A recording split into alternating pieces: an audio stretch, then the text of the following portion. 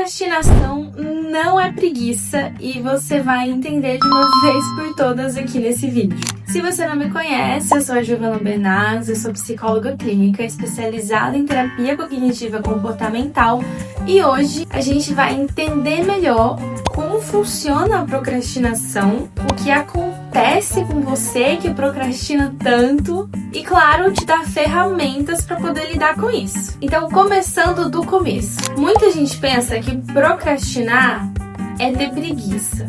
Mas, na verdade, a procrastinação é um mecanismo de proteção do seu cérebro. Quando você evita fazer algo, não é porque você não se importa ou não liga, mas sim porque aquilo desperta em você emoções desconfortáveis. Ansiedade, tédio, medo de errar, não saber por onde começar. Tudo isso são emoções que deixam a gente assim, deixa pra depois. Então, entenda de uma vez por todas. Procrastinação não é falta de força de vontade, mas é o seu cérebro tentando te proteger quando algo parece chato demais ou perigoso demais. Sobre a neurobiologia, o que acontece aí no seu cérebro, eu vou pular toda aquela parte mais difícil de amígdala, de córtex pré-frontal e vou focar na dopamina. O nosso corpo, ele produz dois tipos de dopaminas e elas que é importante você entender. Porque veja só, quando você procrastina algo para, por exemplo, ficar no celular, você se sente bem, certo? Porque aquilo libera dopamina. Mas quando você se der conta que você não fez o que precisava ser feito, ali você vai pagar o preço. E ao mesmo tempo, se você deixa o celular de lado e faz o que precisa ser feito, é algo chato pra caramba, mas quando você completa essa atividade, você também tem dopamina. Porque você tem prazer no que você acabou de fazer, completar uma coisa. A primeira que eu expliquei é a dopamina fásica.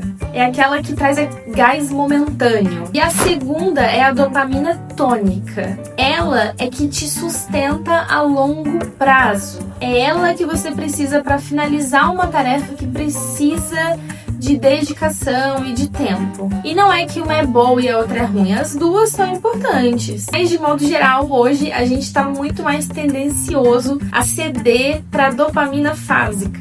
E quem procrastina geralmente gera esse desequilíbrio.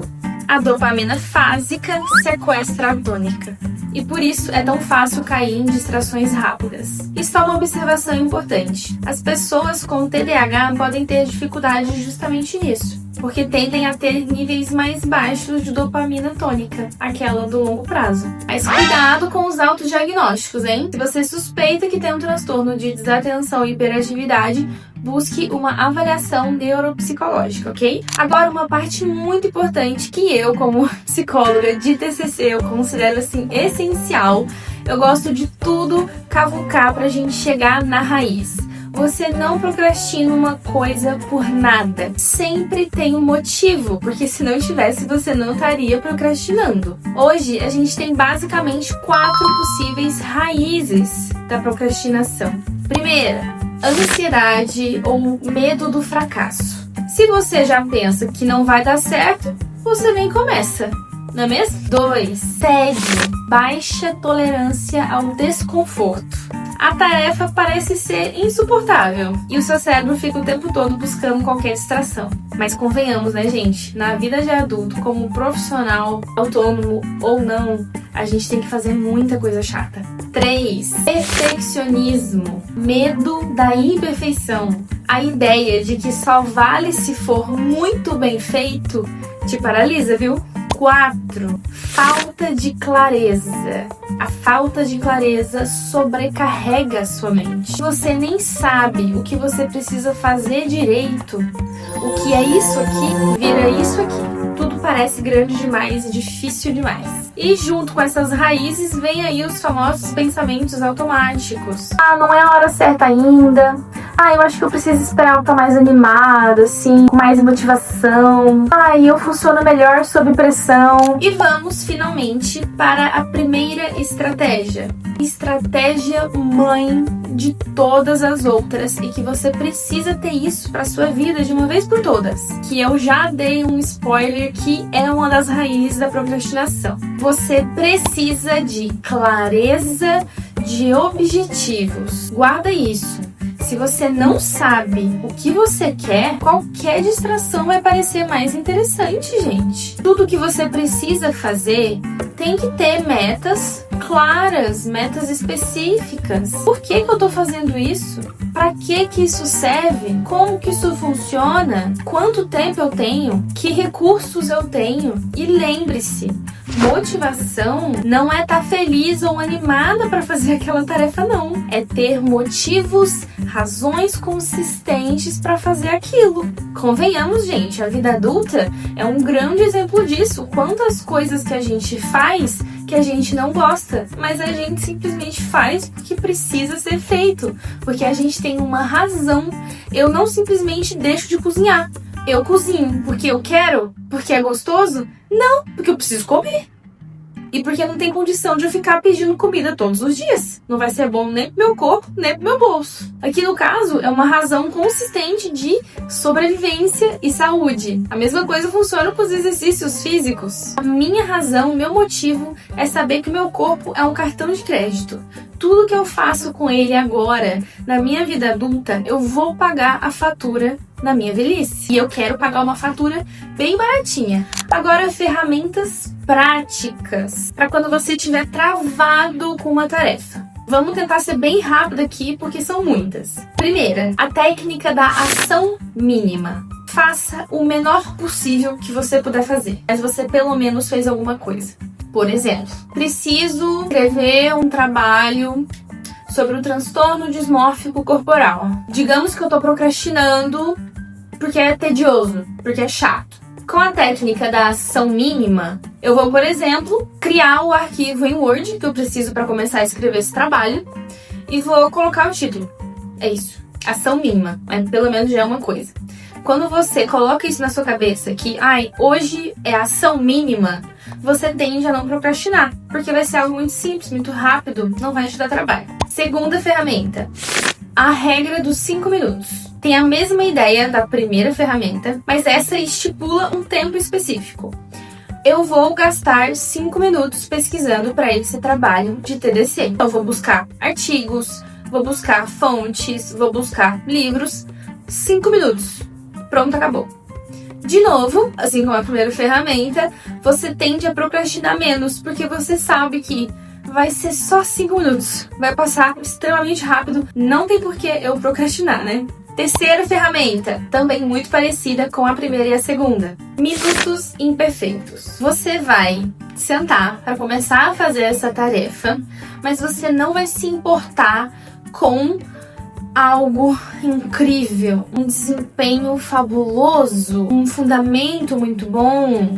Às vezes, por exemplo, nesse caso do trabalho para o TDC, seria entrar no TikTok, pesquisar lá na barra de pesquisa transtorno dismórfico corporal e assistir lá os vídeos que aparecem com relatos de outros psicólogos e afins. É algo que exige esforço?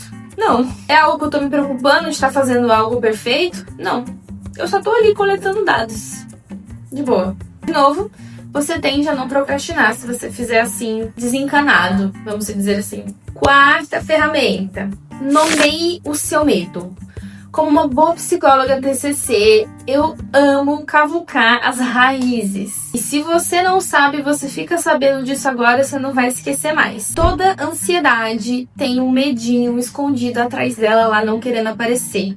Se você se sente ansioso por algo, no sentido ruim, né? Não ansioso daquele sentido bom, é porque você tem medo de algo. E geralmente, falando de procrastinação, de desempenho, de realizar e entregar tarefas, geralmente a procrastinação esconde um medo de não dar certo. Um medo de não ser bom o suficiente. Vou fracassar, eu não vou dar conta, eu não sou bom o suficiente. Você precisa nomear o seu medo, encarar ele de frente e não só ficar com, eu tô com preguiça. Entenda o que tá por trás dessa procrastinação. Que medo é esse? Quinta ferramenta. Comece a ter mais medo das consequências de você não fazer o que você precisa fazer. Eu tô procrastinando porque eu tenho medo de não dar certo. Aí você vira a carta. O que vai acontecer se eu não fizer isso? Digamos que você tá procrastinando para acordar para ir pro trabalho, para levantar da cama. Muito provavelmente o que faz você levantar da cama é o medo do que vai acontecer se você não levantar. A partir do momento que você perde o medo de perder o seu trabalho, você vai começar a procrastinar levantar da cama. Vai começar a chegar mais atrasado no trabalho, porque você vai perdendo esse medo. A gente precisa manter o nosso medo de não ter o nosso ganha-pão para poder continuar. E a gente precisa ter medo das outras coisas que a gente procrastina também. Você que procrastina fazer exercício físico, você que procrastina se alimentar bem, buscar um nutricionista. O que vai acontecer se você continuar procrastinando isso pelos próximos anos? Imagina.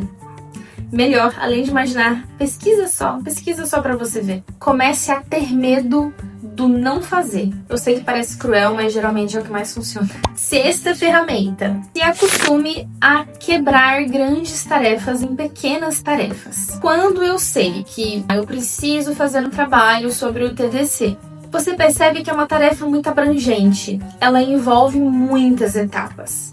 E se, ao invés de eu estabelecer comigo que eu vou ter que fazer um trabalho sobre o TDC, eu me estabeleço que hoje eu tenho que pesquisar sobre os critérios diagnósticos do TDC. Essa é a minha tarefa. Não é fazer um trabalho completo sobre o TDC. Eu só quero saber os critérios diagnósticos. Se eu coloco na minha cabeça que hoje eu preciso fazer só isso, é muito mais tranquilo, não vou procrastinar muito menos. Amanhã, minha tarefa já não vai ser mais procurar os critérios diagnósticos, muito menos fazer o trabalho todo. Amanhã vai ser coleta de dados, pesquisar relatos nas redes sociais. Enfim, quando a sua mente enxerga algo pequeno ao invés de algo muito grande, você tende a procrastinar menos. Sétima ferramenta. Estabeleça prazos artificiais. Igual tem nas empresas, nas grandes corporações, você tem um deadline de entregar esse projeto até sexta-feira que vem. Você tem um prazo, você tem que atender esse prazo. E muitas vezes o que te motiva a continuar fazendo e não procrastinar é porque você tem um prazo. Mesmo que você faça no último dia do prazo, você vai fazer. E para nossa vida, geralmente a gente não tem prazos. E essa ferramenta é justamente para estimular você a criar prazos para suas tarefas. Igual esse exemplo que eu dei da ferramenta anterior. Eu vou criando a cada dia um prazo diferente. Hoje é o meu prazo para poder pesquisar os critérios diagnósticos. Amanhã é o meu prazo de coleta de dados. Depois de amanhã é o meu prazo de pesquisar prevalência e prognóstico. E assim vai. Porque se eu pulo um prazo, eu acabo acumulando 2 prazos em um dia só. E assim vai. Oitava ferramenta prática. E essa você tem que tomar um pouquinho de cuidado, tá? Que são as recompensas. Você precisa ter muito bom senso e autoconsciência, autoconhecimento para poder utilizar essa estratégia. Por exemplo, digamos que você tem algo muito difícil para fazer. Nossa, essa semana eu tenho um projeto trabalhosíssimo para entregar. Puxa, quando eu entregar ele, eu vou sair e vou comer aquela pizza cara que eu amo. Mas cuidado, a comida não pode ser uma recompensa habitual. Você precisa de uma gama de recompensas. Assim como, por exemplo, outra recompensa legal é comprar aquele tênis de corrida caro que você tanto quer e tá segurando pra comprar. De novo, pode sair comprando tudo que você vê pela frente sem poder, tudo que você quer sem poder, só porque você merece a recompensa. Então você entende? Entendeu o conceito? É se recompensar com algumas coisas que te motivam, mas com consciência e bom senso. A gente já falou sobre a estratégia mãe, a gente falou de 8 ferramentas práticas e agora vamos falar sobre dicas para sua gestão de tempo. Se você ainda não tem uma agenda, o que você está fazendo? Como sobrevive? O que come? Gente, sem agenda eu não sou ninguém. Eu vou esquecer da minha vida. Por favor, desiste de brigar com isso. Hoje em dia, nesse mundo moderno, a gente tem 10 milhões de coisas para gerir ao mesmo tempo. Não tem condição de você confiar na sua memória em tudo. Você precisa de agenda. Inclusive, algumas das ferramentas práticas, elas simplesmente não vão funcionar se você não tiver agenda. E outra técnica para gestão de tempo é o Pomodoro. Mas o Pomodoro, existem várias instruções também, assim, que são legais de especificar, porque você não pode fazer de qualquer jeito. Mas eu pretendo fazer um vídeo sobre isso, mas também já tem muito conteúdo na internet sobre isso. Então, assim, vá buscar informação para fazer o Pomodoro certinho e não usar ele como um amuleto para poder ficar de novo só alimentando seus ciclos de procrastinação. E agora, não menos importante, a gente precisa organizar o ambiente. E o primeiro de todos, o primeiro item que compõe o nosso ambiente é o nosso querido celular. Desista de ser mais forte que o seu vício e ficar com o celular do seu lado enquanto você precisa fazer coisas que exigem concentração. Não funciona. Existem pessoas que nem colocando no não perturbe não funciona, porque a mãozinha vai lá e abre a rede social sozinha, tem vida própria. E se isso acontece com você, pare de brigar com o seu vício. Só desliga o celular.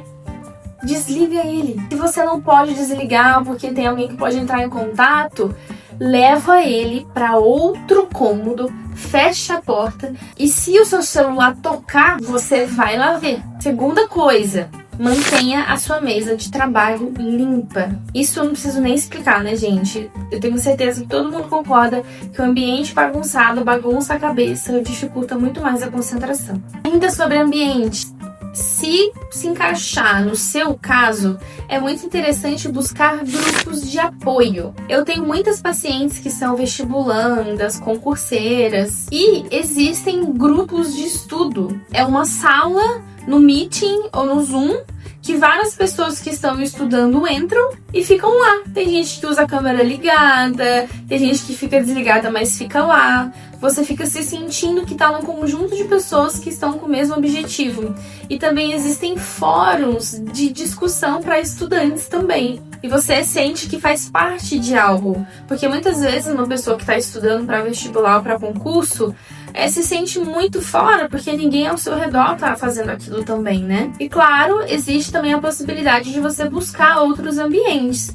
Tem muita gente que não consegue ter na própria casa um ambiente desse, seja porque ainda mora com pais, irmão, ou porque tem filhos e eles não entendem os limites. Existem bibliotecas públicas, existem bibliotecas privadas, existem até cafés em shoppings que possuem um lugar legal, mesinhas reservadas, que você vai conseguir manter a concentração muito mais do que em casa às vezes. E para finalizar toda essa gama de estratégias, uma coisa que você precisa trabalhar na sua mente é que o progresso para vencer a procrastinação, ele não é linear. Eu já te adianto, você vai ter recaídas. Você pode colocar todas essas estratégias em prática e você vai começar super bem, talvez dure uma semana, 2 semanas, até que venha alguma coisa, alguma tarefa, algum projeto que vai te pegar e você vai voltar a procrastinar de novo. E é aí que é o momento chave, decisivo, vai definir se você vai continuar procrastinando ou não. É aceitar que recaídas são normais. A gente não é robô não, tá? Você precisa ter mais autocompaixão, entender que é normal recair e que constância não é fazer a mesma coisa perfeita sempre, mas é continuar tentando. Celebre os pequenos avanços. Procura as raízes daquela procrastinação de novo, se ajusta e retorna. Esse vai ser o caminho. Por fim, eu não posso deixar de dizer, se você que está me assistindo sente que a procrastinação está num nível insuportável, está te trazendo prejuízo no seu relacionamento, no seu trabalho, no seu desempenho acadêmico, na sua saúde, tem causado um sofrimento persistente, isso é sinal que você precisa buscar ajuda. Procura um psicólogo que atenda em terapia cognitiva comportamental, busca ajuda, isso vai valer a pena. Bom, gente, como foi muita coisa que eu falei, eu só quero recapitular com vocês. Eu comecei falando o que é e o que não é procrastinação, a neurobiologia da procrastinação, as 4 raízes emocionais da procrastinação, estratégia mãe para lidar com a procrastinação, as 8 ferramentas práticas para lidar com a procrastinação no dia a dia, dicas para gestão do seu tempo para evitar a procrastinação, dicas para ajustar o seu ambiente para evitar a procrastinação e mudar a sua mentalidade com relação a recaídas. E também quando procurar ajuda. Então, olha, gente, eu acho que esse vai ser o vídeo mais completo que você vai achar sobre procrastinação. Então não deixe de comentar aqui qual ferramenta, qual estratégia você já fez e funcionou, ou que você ainda faz, quais estratégias que você gostou e que você pretende fazer. E também podem ter coisas que te ajudaram que eu não falei aqui. Então, principalmente isso, coloca aqui nos comentários para as outras pessoas tentarem também o que deu certo para você. Se você gosta de conteúdo sobre saúde mental, psicologia, TCC, se inscreve aqui no canal, eu solto um vídeo toda quinta-feira. E a gente se vê na próxima. Tchau, tchau!